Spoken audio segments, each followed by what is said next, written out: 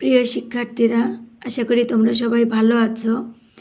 আমরা আজকে প্রথম শ্রেণীর গণিত অনুশীলন করতে চলে এসেছি। তো প্রথম শ্রেণীর অঙ্ক আমরা এর আগের দিন কিছু যোগ শিখিয়েছিলাম। তো আজকেও আমরা এরকম কিছু প্র্যাকটিস করব। আসলে অঙ্ক এমন একটা জিনিস, আমরা যতটা প্র্যাকটিস করব, যত বেশি প্র্যাকটিস করব, তত আমাদের জন্য আরও সহজ হয়ে যাবে। অঙ্ক ভয়ের ব্যাপার না, অঙ্ক অনুশীলনের ব্যাপার।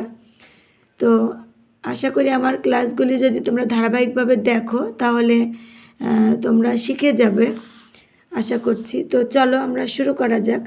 শুরু করি। আমরা আজকে একটু বড় বড় সংখ্যা দিয়ে যোগ করি, যেমন 4 আর 4।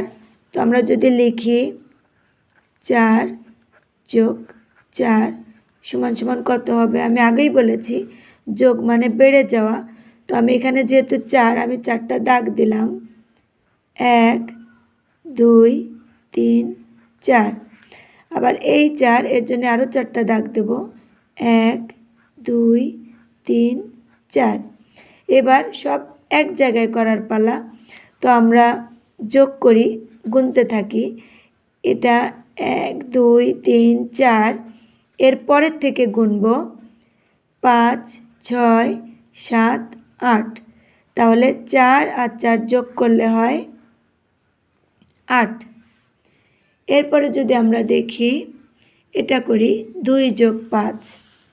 তো আমরা করি 2 যোগ 5 সমান সমান কত হবে? তো আমরা 2 এর জন্য 2টা দাগ দিই। 1 2। 5 এর জন্য 1 2 3 4 5।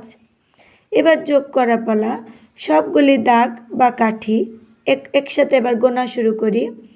1 2 3 4 5 6 7। তাহলে আমরা বুঝলাম 2 আর 5 যোগ করলে হয় 7। এরপর আবার করি 6 যোগ 3। তাহলে 6 যোগ 3 সমান সমান, তাহলে 6টা দাগ হবে। 1 2 3 4 5 6। 3 1 2 3। তাহলে 6-এর পরে থেকে গুনি 7 8 9। তাহলে 6 আর 3 যোগ করলে হবে 9।